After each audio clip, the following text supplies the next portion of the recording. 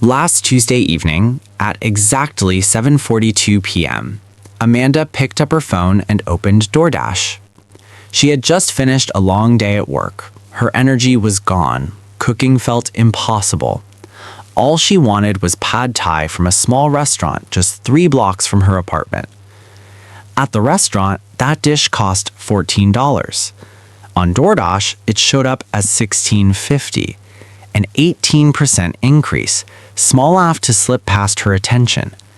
The app suggested adding a spring roll for $6. She tapped add without thinking.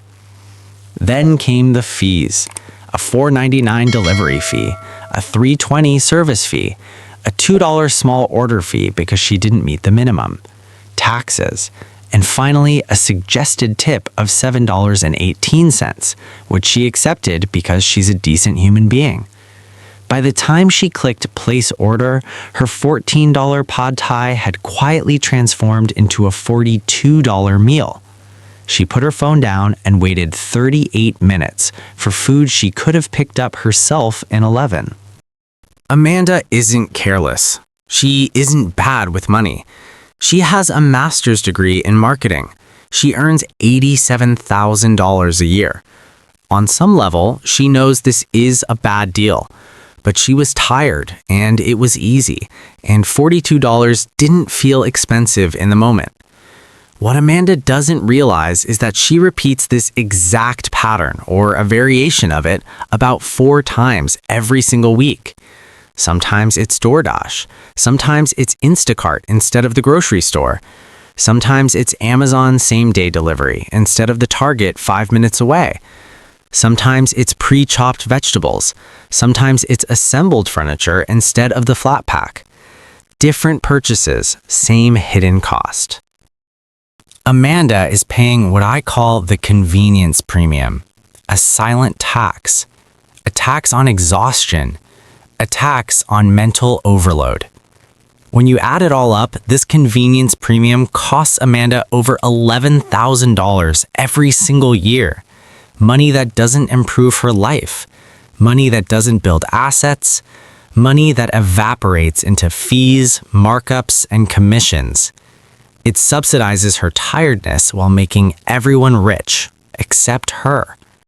My name is Bobby, and I spend an unhealthy amount of time thinking about how much money people quietly bleed to avoid tiny inconveniences.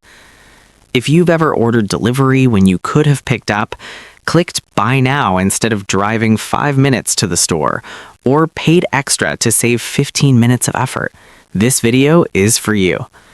Because what I'm about to show you is not random, it's not bad luck, and it's not because you're irresponsible. The modern economy has been deliberately redesigned to tax your tiredness. And once you see how this works, you'll never look at convenience the same way again. Here is the most important thing you need to understand about the convenience premium. It is not an accident. It is not a natural market outcome. It is a carefully engineered system built to exploit a specific weakness in human psychology. Behavioral economists call it present bias. Your brain is terrible at comparing immediate effort with future money. An inconvenience right now feels enormous. A cost that shows up as numbers on a screen feels abstract and harmless. Walking 11 minutes to pick up pad thai is a real physical effort you can imagine clearly. Paying an extra $28 disappears into a total you'll forget by tomorrow. Your brain chooses the path of least present resistance, even when the long-term math is catastrophic.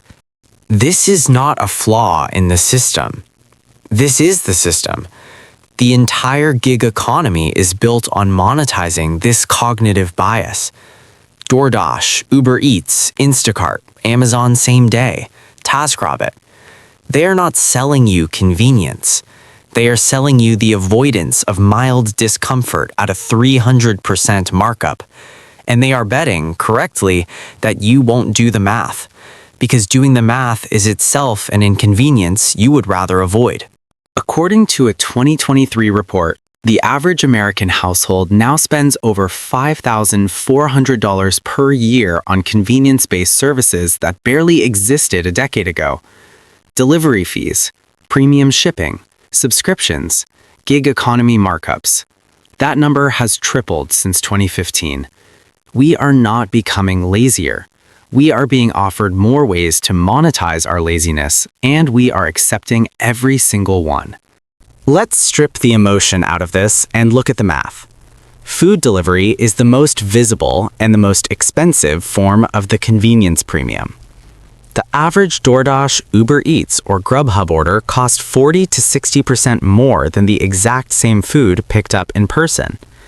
That difference comes from several layers all stocked on top of each other. First, menu markups. Most restaurants raise their prices on delivery apps by 15 to 30% just to cover the platform's commission.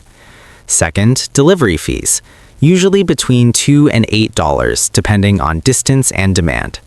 Third, service fees, often around 15% of your order, pure platform profit.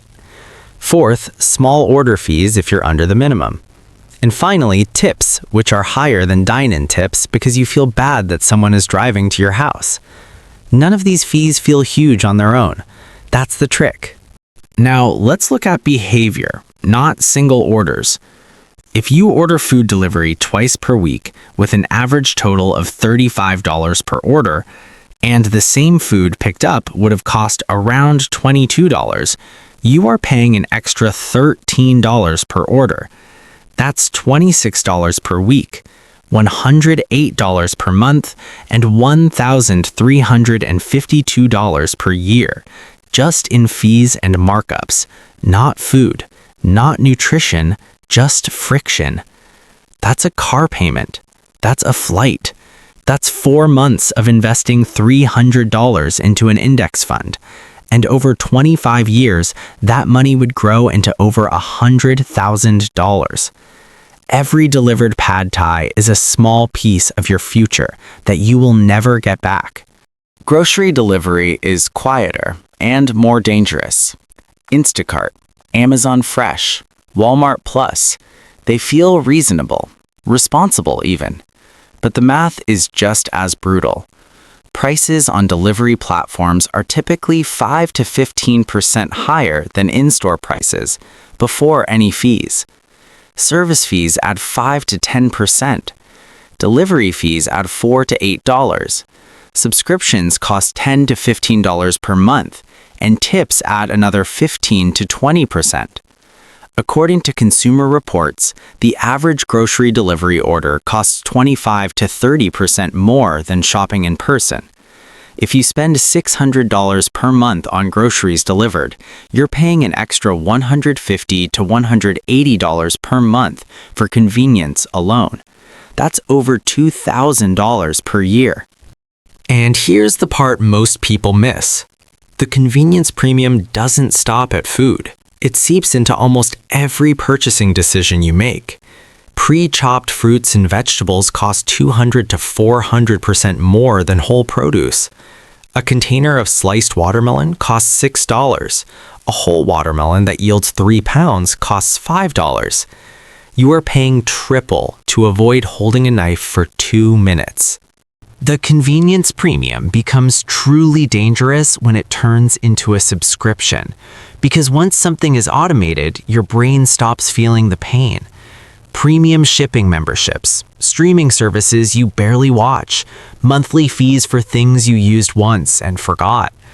Amazon Prime doesn't save you money. It removes friction, and when friction disappears, spending explodes. Buy now is one click. Driving to the store is effort. The platform wins every time. This is not laziness. This is design. Now let's talk about the number no one wants to calculate. If you spend $1,350 per year on food delivery premiums, $2,000 per year on grocery delivery, $1,000 per year on subscriptions and fast shipping, that's $4,350 per year. Over 30 years, that's $130,000. Invested instead at a modest return that becomes $300,000 to $400,000. Not because you were irresponsible, not because you were bad with money, but because you were tired. This is not about never using convenience. That's unrealistic. This is about using it consciously. Here are the rules. If convenience saves you hours, it might be worth it. If it saves you minutes, it usually isn't. Batch your effort. Pick up food on the way home. Shop once, not 5 times. Cancel subscriptions aggressively. If you didn't use it last month, it goes. And most importantly, never automate convenience. Friction is your friend. The modern economy is not stealing your money. It is charging you rent for your exhaustion. Once you see the laziness tax, you can't unsee it.